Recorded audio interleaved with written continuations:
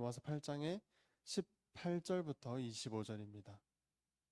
로마서 8장의 18절부터 25절. 네. 신약 성경 250페이지쯤에 있습니다. 18절부터 제가 먼저 읽고 함께 교독하시도록 하겠습니다. 생각하건대 현재의 고난은 장차 우리에게 나타날 영광과 비교할 수 없도다.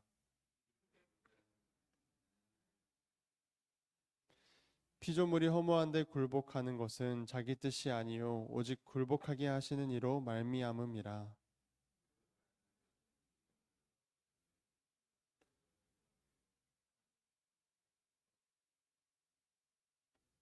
피조물이 다 이제까지 함께 탄식하며 함께 고통을 겪고 있는 것을 우리가 아느니라.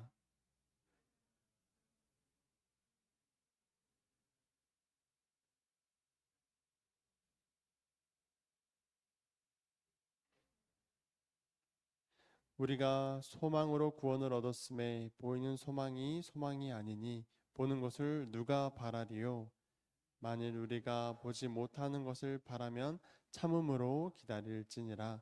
아멘, 아멘. 네, 로마서 8장에서의 자유함에 대한 선포, 또 하나님의 자녀됨에 대한 선포에 있어서 우리는 아무 감흥이나 감동이 없어서는 안 될 것입니다. 더 이상 정죄함이 없다. 음, 머리끝부터 발끝까지 죄인인 우리를 너는 더 이상 죄인이 아니다. 라고 그 정죄함이 없다는 것. 이거야말로 우리 신앙에 있어서 우리가 예수 그리스도를 믿는 것에 있어서 가장 중요한, 가장 클라이막스 같은 부분일 것입니다. 우리 같은 죄인이 머리끝부터 발끝까지 죄인이 생각하는 거라고는 선한 것이 하나도 없고 또 이런 죄인을 의롭다 하시는 사건. 네. 이 사건이야말로 인류 최대의 사건이고 또 이것 말고 더 이상 하나님께 무엇을 바라리요 할 수 있을 정도로 그만큼 말도 안 되는 그러한 것들을 그런 은혜를 받은 사건인 것입니다. 우리를 자녀 삼아 주신 것도 믿기지 않은데 또 우리가 뭐라고 어, 평생을 살면서 지은 것은 죄뿐인데 우리가 뭐라고 우리 전절인 17절에서 예수님과 함께 영광을 받게 하신다는 말입니까? 우리가 뭐라고 구원받을 자격 없는 우리를 구원해 주시고 또 예수님을 믿는다는 이유만으로 예수님과 함께 영광을 받게 하시니 구원받은 자들은 받은 그 면류관을 다시금 예수 그리스도께 돌려드리며 서로에게 영광을 돌리는 그런 아름다운 모습일 것 같습니다. 실로 하나님께서는 사랑을 우리에게 부어주셨고 우리도 모든 사랑을 다시금 하나님께 되돌려드리는 거룩한 하나님의 나라의 모습이 바로 이런 모습일 것 같습니다. 오늘 바울은 우리에게 양자의 영을 받았기 때문에 그만한 특권과 또 상속자 그런 권한을 받게 되었지만 그렇기 때문에 그리스도와 함께 영광을 받기 위하여 고난도 함께 받아야 한다는 것을 말하고 있습니다. 예수님께서는 예수님을 따를 때 이 고난 받는다는 사실을 숨기신 적이 없습니다. 뭐 속여서 그렇게 고난 받게 하신 것이 아닙니다. 분명하게 드러내 말씀하셨죠. 누구든지 나를 따르려거든 날마다 자기의 십자가를 지고 날마다 자기를 부인하고 나를 쫓으라 말씀하셨던 것입니다. 따라서 우리가 더 이상 정죄함을 받지 않는다. 그리고 생명과 성령의 법으로 옮겨졌다는 것은 십자가의 죽음과 부활과 깊은 관련이 있다고 바울은 연관지어서 로마서에서 설명을 하고 있습니다. 예수님께서 십자가에 죽어 주셨기 때문에 우리는 더 이상 정죄함을 받지 않는 것이고 부활하셨기 때문에 우리는 더할 수 없는 그러한 자유함을 누리는 존재가 되었다는 것이죠. 십자가에서 모든 빚을 탕감하시고 모든 것을 청산하시고 다 이루었다, 다 이루시고 또 부활하셔서 그 부활의 영, 그리스도의 영, 성령을 우리에게 보내주셨다는 것입니다. 양자의 영을 너희가 받았다라고 말하고 있죠. 따라서 우리는 고난을 두려워하지 않아도 되는 존재들인 것입니다. 오늘 사실 그러한 내용들입니다. 고난을 두려워하지 않아도 되는 사람들. 비록 이 인생길이 광야의 40년처럼 쉽지 않을지라도 또 그 광야에서 주시는 은혜들이 있다는 말입니다. 광야이기 때문에 불기둥과 구름기둥이 필요합니다. 또 광야라야 만나와 메추라기가 때를 따라 우리에게 주어지는 것입니다. 광야라는 고난길을 걸어가기에 하나님의 도우심을 우리는 느끼고 또 누릴 수 있다는 것이죠. 고난을 통해서 우리는 더욱더 하나님 앞에 가까이 나아가게 되고 또 나보다 한 걸음 먼저 가셔서 나를 인도하시는 하나님을 또 경험하게 되고 또 그런 고난이 주는 유익을 맛볼 수 있게 되는 것입니다. 이어서 19절과 20절입니다. 피조물이 고대하는 바는 하나님의 아들들이 나타나는 것이니 피조물이 허무한데 굴복하는 것은 자기 뜻이 아니요 오직 굴복하게 하시는 이로 말미암음이라. 네. 창세기 3장에 보면 3장 17절에 보면 인간의 범죄함으로 인하여 자연이 허무한데 굴복하게 되었다는 말씀이 있습니다. 인간의 타락으로 인하여서 그 이후로 피조 세계는 인간의 구원을 기다리게 되었습니다. 인간이 타락함으로써 실제로 우리가 살아가는 이 자연이 얼마나 신음하고 있고 얼마나 고통을 받고 있습니까? 지금 일어나는 수많은 자연재해와 또 전쟁들, 인간이 타락함으로써 자연이 겪는 고통과 고난인 것입니다. 우리 한국 날씨만 봐도 굉장히 많이 바뀌지 않으셨습니까? 저보다 더 크게 느끼실 것 같습니다. 굉장히 열대지방처럼 바뀌고 있는 것 같습니다. 그래서 그들 자연도 인간이 구원받기를 그토록 갈망하고 있다는 것입니다. 자연을 하나님의 섭리 안에서 아름답게 다스려야 할 인간들이 자연을 자기들 조금 더 편하자고 무분별하게 파괴하고 개발하는 데만 급급하다는 것입니다. 어쩌면 환경 문제는 우리 그리스도인들이 관심 깊게 가져야 할 문제일 것 같습니다. 창조세계 안에서 자연을 다스리고 또 관리해야 할 그 본분, 그 자격을 가진 존재들은 바로 사람이기 때문이죠. 이어서 21절과 22절 말씀도 그러합니다. 21절에 그 바라는 것은 피조물도 썩어짐의 종노릇 한 데서 해방되어 하나님의 자녀들의 영광의 자유에 이르는 것이니라. 피조물이 다 이제까지 함께 탄식하며 함께 고통을 겪고 있는 것을 우리가 아느니라. 피조물들이 지금은 썩어짐의 종노릇 가운데 있지만 거기서 해방될 그날을 기다리고 있다고 말하고 있습니다. 하나님의 자녀들의 영광의 자유에 이르는 것, 하나님 나라의 완성을 우리뿐만 아니라 이 자연들이 더 기다리고 있다는 것이죠.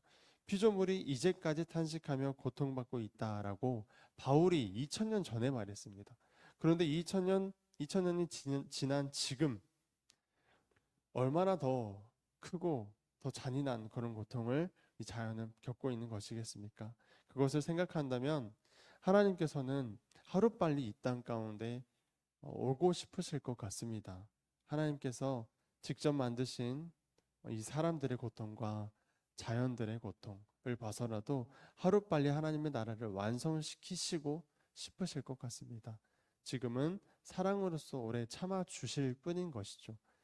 23절에서는 그뿐 아니라 또한 우리 곧 성령의 처음 익은 열매를 받은 우리까지도 속으로 탄식하여 양자 될 것 곧 우리 몸의 속량을 기다리느니라.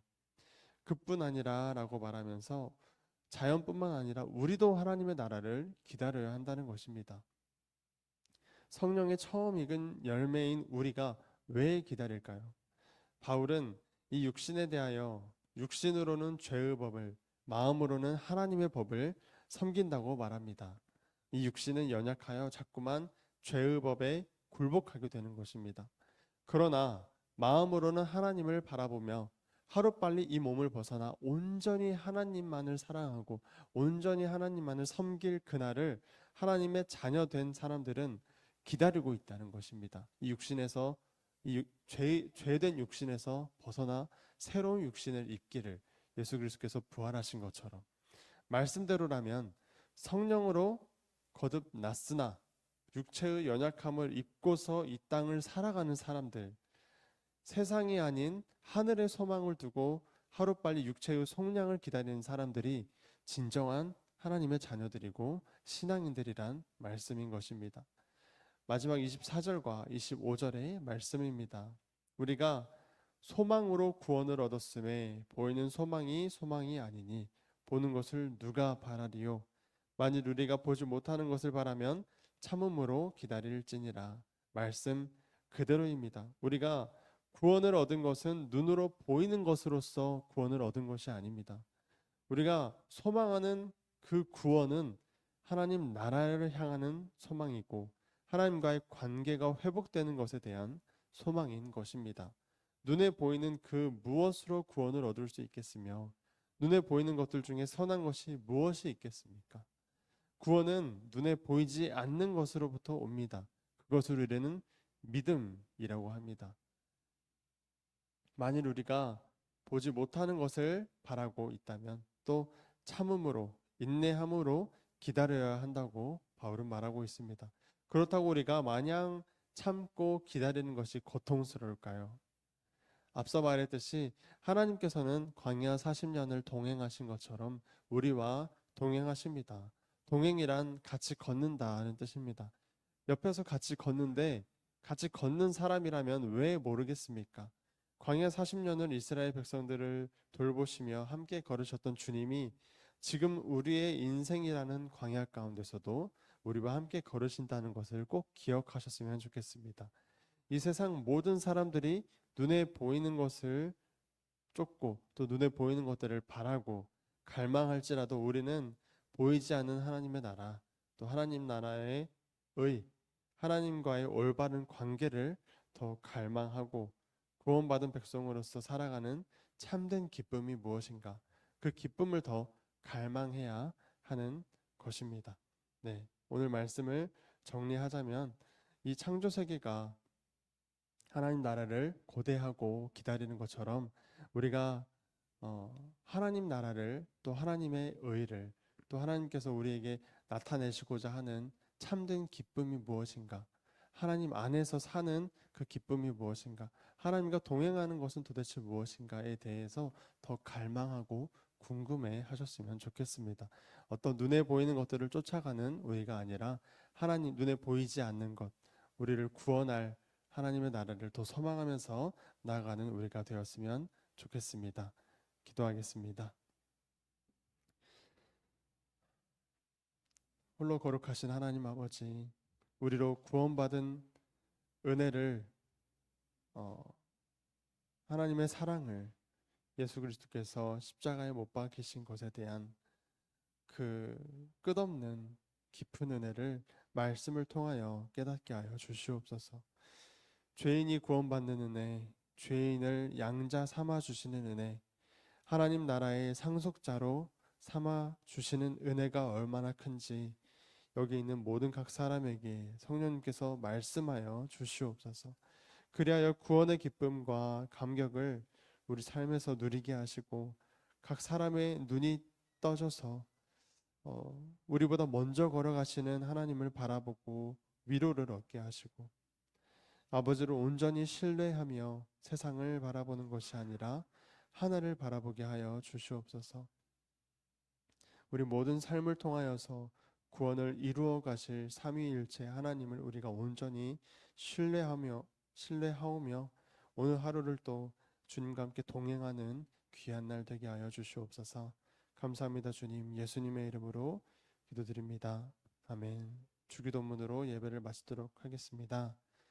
하늘에 계신 우리 아버지여, 이름이 거룩히 여김을 받으시오며 나라가 임하옵시며 뜻이 하늘에서 이룬 것 같이 땅에서도 이루어지이다.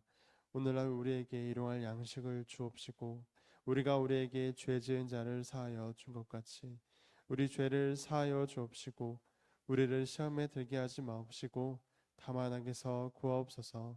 대개 나라와 권세와 영광이 아버지께 영원히 있사옵나이다. 아멘.